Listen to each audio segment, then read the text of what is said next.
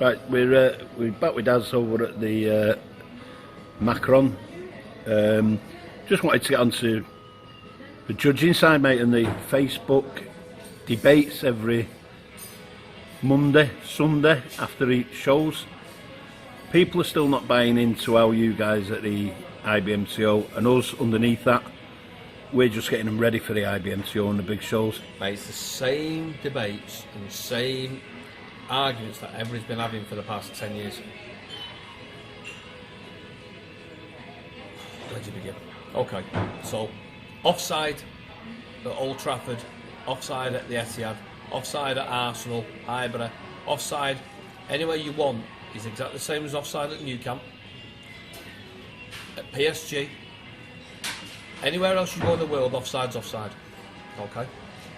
So what you've got in this country, you've got an old school lot of instructors and mindset that's saying you shouldn't do it the same as Thailand because Thailand's all about the betting. Yeah, Thailand is about betting, but we're fighting their national sport. So do we adhere to what they do, or do we do it to suit the layman? If you watch kickboxing, shiny pants and moon boots, it's shots landed. If you watch MMA, that's scored differently. A takedown scores higher than a strike. Well, Thai boxing is no different. So, a body kick and a knee is deemed to score higher than a punch. A low kick will score providing it causes effect. Every shot needs to cause effect, but some don't. Some body kicks, some people think they're safe in the 5th round by throwing the leg in the air and it's making no contact. Now, it's not rocket science this, it's just miseducation. People say, well, why fight 5 rounds when you don't score 1 or 2? Of course you score 1 or 2. You drop somebody in round 1, it's a 10-8 round. Most people, the whole idea of Thai scoring is like a running race, it's dead simple, isn't it? We start running together, and for the first 3 laps I'm in front of you. But lap 4 I pass you, and lap 5 I win the race. Who's won? I have, because I'm a stronger fighter. I've weathered the storm early, and I pulled ahead in the later rounds. But we still scored the first round, you still scored the second round. If very experienced fighters will stand there and do nothing for 2 rounds, and they'll go tap, tap, tap, and then 3, 4 and 5 they'll let it all out the bag. Because 5-3 isn't easy to fight. But on the same score, it doesn't mean that you don't score the early rounds. It's not numerical scoring. So you've got a different rule set that WBC use, and that's numerical scoring where you have to hand in the scorecard at the end of every round.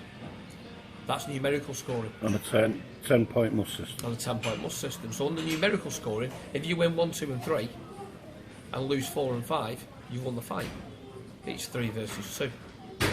But if you play the smart game and you take the best shots of your opponent early on and he blows out his backside, and then 4 and 5 his early damage hasn't hurt you, and 4 and 5 you pagger the guy, well, you've won the fight because you're the stronger fighter. And that is the crux of Thai scoring. The stronger fighter wins the fight. People make this massive deal of it and they just don't understand it. It's not miseducation. They choose not to understand it. That's 4 minutes in, and it's there in a nutshell. Right, we could do something a bit longer, a bit better, maybe, and I think we probably need to. We'll speak with some of the powers that be, but you've nailed that in 3 minutes. Yeah, this will go out on Facebook, and it'll no doubt be one of the biggest watched interviews. And it will be a raging debate of what you just said. It's always a raging debate. People talk about knees. I referee people and I watch people in the clinch and they throw the knees up the side. You can throw your knees up the side all you like, but when it's coming up here and it's not hitting anything, that doesn't score. When someone's pulling the hips back and they're kneeing you up the centre line, well, then they're hitting you. And a centre knee scores more than a glancing knee that comes off the arm. I watch people in the clinch all the time. Uneducated people that think this is a defence to the clinch, putting your arm down. It's a sure way to get your arm broken. But they can't understand, well, they need my arm. You got the life need out of your pal.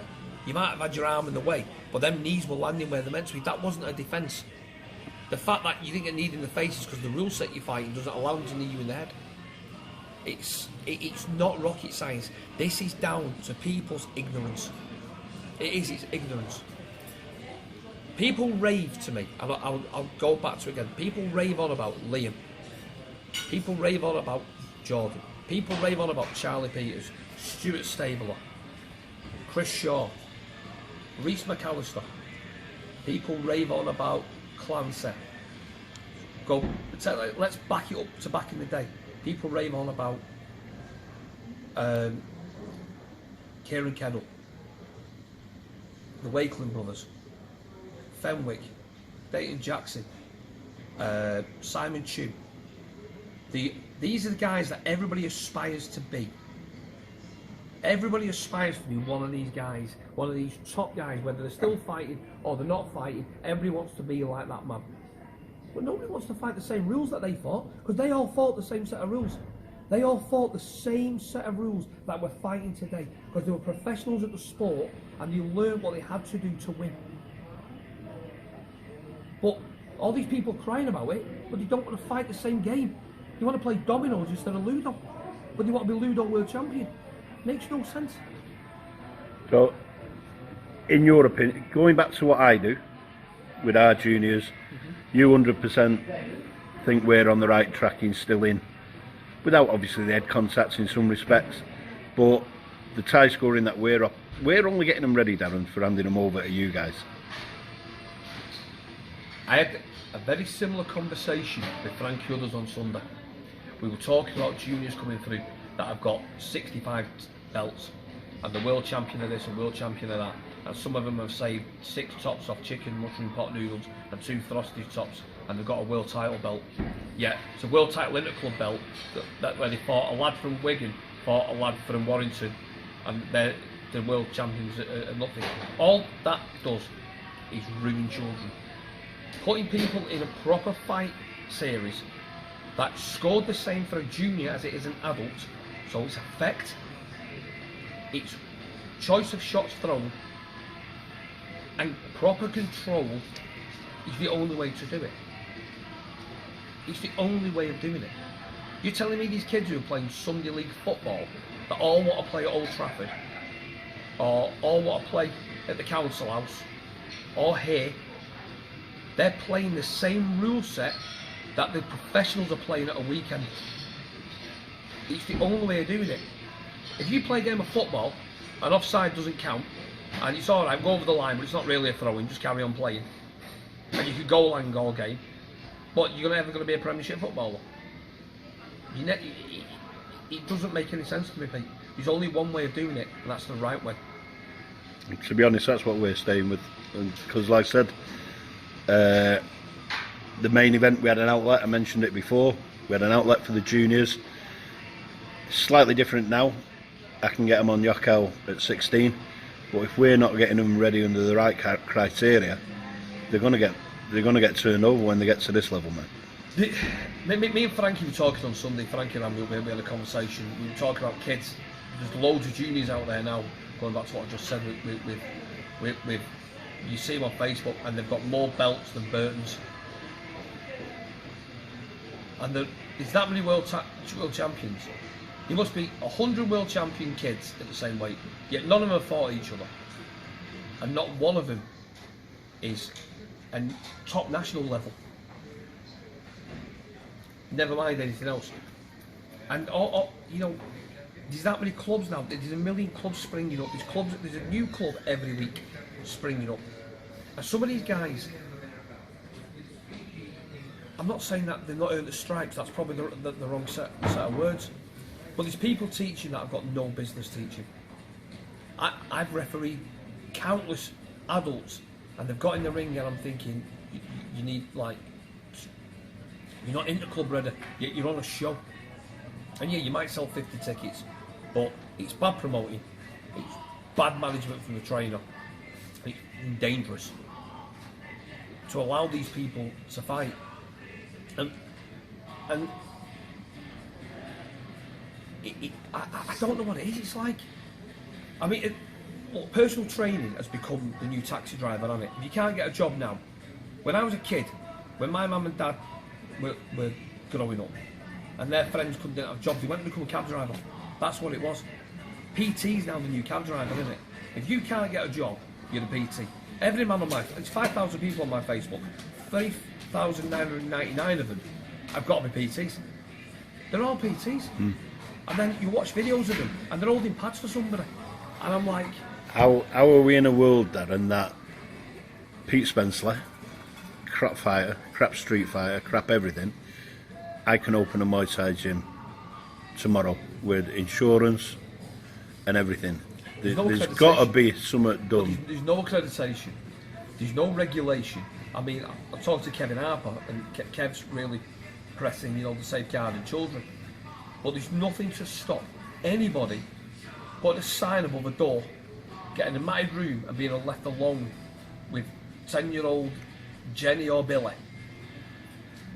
Frightening. Mate, it's ridiculous. But it's always been the same way. It's always been the same way. And let's face it, 90% of people back in the day went into martial arts because they had issues within their personal lives.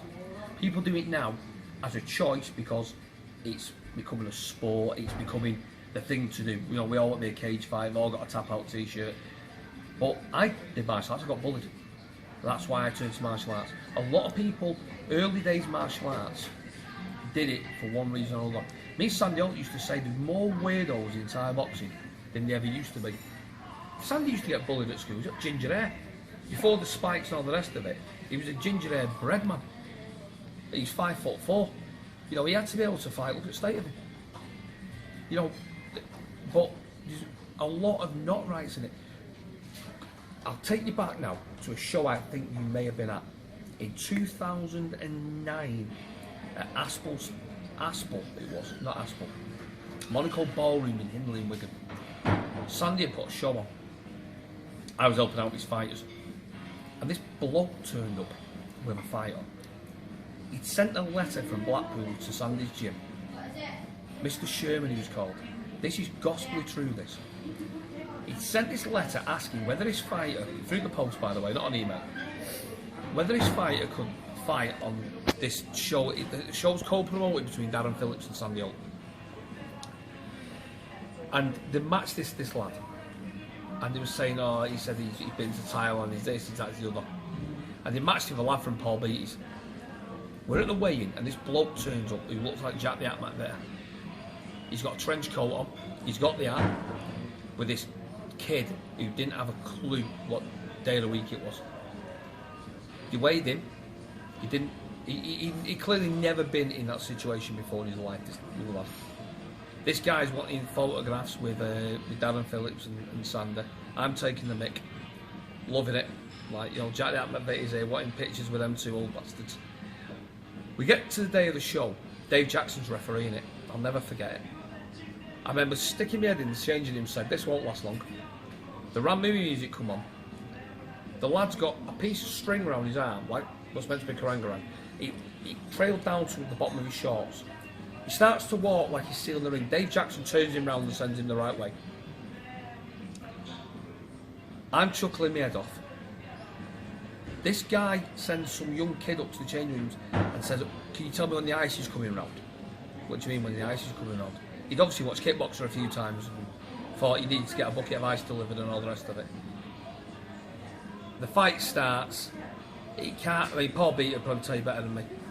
It can't have lasted more than 2 body kicks. It was over. This young kid, 16, 17, just got stopped instantly. Dave Jackson stopped it instantly. He got kicked, he ran off, he got kicked again, the fight was over. The lad was in tears. And as he gets out of the ring, this bloke in his trilby or whatever he had on, he's screaming at his fighter, dragging off to the changing rooms where somebody had to go over and basically say, you need to knock it on the head, pal. But this guy rocked up to a promoter's shout, he was Axe at the time, put some lad who was about 17 into a fight. Yes, he had shin pads on, with 8-ounce gloves, in a room with 300, 400 people, and got snotted. If that's not tantamount to abuse, bullying, and putting somebody in harm's way. But you're talking 2009, 2008, I think it was 2009. That It hasn't changed. It's worse now, Dan, and it's easier. Yeah, it hasn't because changed. of the social media. Yeah, because people. So we'll all remember Facebook about 2015. We had a guy on Facebook, and me included, everybody was onto this guy, Master Ted. And this was some nutcase in his back garden doing the chicken wing elbow that Liam did a great reproduction of. Video. Liam Harrison did a great chicken wing elbow video. And we all took the mick out of this guy. But this guy had students. He had people paying him. He'd wear his tie shorts, his vest. He had his monk on, he was teaching. And he had a series of videos on the internet. But he got that through watching some other nutcase on the internet doing something, and he was teaching people to fight. At some point, somebody would have said, I want to be competitive.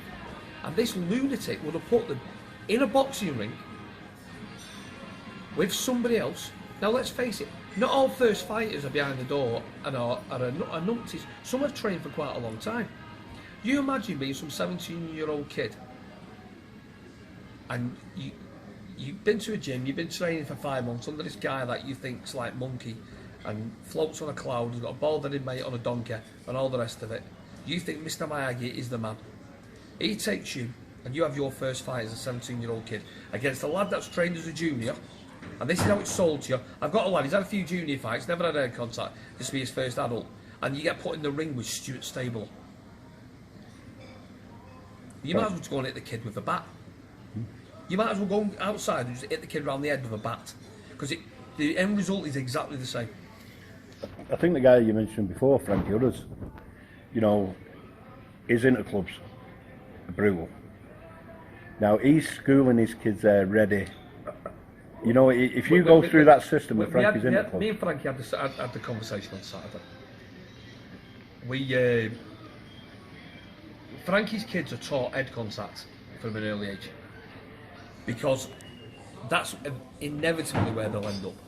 He's not letting them fight head contact. They might spar it in the gym under controlled conditions, which is a different matter, because it's controlled conditions and you're watching how hard somebody's being hit and they've got big gloves on. But them kids will grow up and they'll turn 16 and it'll be no different.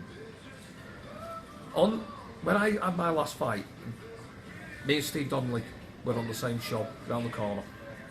There was a junior champion local one called Leanne Harrison, and Leanne was this really aspiring youngster. She, as a kid, she was like the golden girl. She fought a guy called Brian Goodall, Luxie, as Jim used to be called. They don't teach anymore, Brian. He's ex-Ronnie Thompson's. Not a bad little instructor, in all fairness. Looked like Curly Watts. Nice guy. And it was Leanne's first head contact fight. I think she just turned 16. And she fought one of Darren Phillips' girls, who was an adult. I think she might have been 20 or something. Leanne had never been punched in the face before. Leanne used to go out there, kick, knee, and low kick people's legs off. The bell went, she got counted 3 times, the fight was over. Because the minute she got punched in the face, she'd never been hit in the face before. Her world fell apart. So, totally different ballgame. It's a completely different thing. Should kids be ready for it? Yeah, they should be trained that way. But that's an argumentative point right away. If my little boy grows up, he'll be taught to tie box, will he be taught to punch in the face? Of course he will. He'll be taught to guard his face from day dot, not put his hands here. That's just my take on it. Do other people do it wrong? I'm not going to comment on that. That's my opinion on it. But going back to what we said originally, there's nothing stopping that woman over there with the hat on her head saying she's a Thai boxing instructor, renting a room somewhere, and she will get people through the door and people will train her, and at some point she'll end up putting somebody in harm's way. It's I've said many times, even I was with Karen this morning, it doesn't really matter who gets governance or where, but the sport needs governing, mate. So you're under a set of rules and you cannot differ from them rules. look, it's like this, isn't it? If you're licensed by the Boxing Board of Control and you're caught doing something within the amateur boxing world, they'll take a license off you. You have to adhere to a set of rules. In America, you're governed by the states, like Nevada, have the Sports Council and all the rest of it. So you govern over that, and if you're caught doing something, they can take your ability to even corner a fight away from you. You take your corner license away from you, your seconds license. But there's no regulation in this country. Will there ever be regulation? No, I don't think there ever will be. We've pushed for it and pushed for it and pushed for it. We did it. The UKMF tried doing it, didn't they, in 2010? He said, right, kids fights, kids can hit to the face, but you can't kick above here. And it was a rule set to sort of to appease certain people. I won't referee a child fighting head contact. I won't. I refuse. Because I did do, and I used to, before I really learnt the hard way. It was on one of your shows. We were in Rochdale, and Nikisha Craig from Northern Spirit, and yeah, remember the fight like it was yesterday. I was on top of it. She walked onto her right hand, and she was out cold, and she was snoring. Now Nikisha was 16, I think, at the time, or she was late 15. She was just bordering the two, but she was out cold, and that put the fear of God in me. It's one of the worst knockouts I've ever dealt with. Whether she was 15 or 16, she's still a child. Yes, we have medics about, and some medics are good, and some medics are terrible. I've seen doctors still sat ringside looking at the mobile phones when I'm screaming from the centre of the ring. I've got a guy unconscious and he's biting down his gum shield. I don't care what he's reading on his mobile phone. I don't care what the corner is saying. I want the gum shield out, and I want him on his side because I'm scared of him swallowing his tongue. And these guys, yeah, I'm a doctor, but what do you want me to do about it? They're not trained to be around live combat sports events. Some are fantastic. Mark Banks, Liverpool A&E doctor, does the UFC. Chris Lamb, UFC doctor. All have done my events. Did all the main events, a pair of them. Tom Quinn, fantastic medic. But people don't want to pay the prices. No. You'd rather pay Billy Blogg's St John's ambulance 50 quid. You're not getting the same people. You haven't got an ambulance on site. You haven't got trained paramedics. You might have somebody who can put you in the recovery position, put a plaster on. But when you've got somebody in the ring fitting because it's gone horribly wrong, you need somebody there other than yourself that knows more than you do. I've got advanced first aid. I've got heart start. Would I want to use a defib on somebody? Never. No. We've got to have them things in place, mate, and it's... But will it ever happen? I really don't think it will. There's a lot do it correctly. There's a lot that don't do it correctly. We spend £1,000 to have 2 doctors and a medical team at our shows. £1,000 for that. I'm not paying for that. And some shows you don't get a knockout. Some shows you don't. The doctor doesn't need to look at a thing. So they think it's wasted money. There's also people claiming to be paramedics, turning up in all the greens, and they've not got a first aid certificate. No, it's frightening, mate, and food for thought, and thanks for that. And we'll have a cup of tea.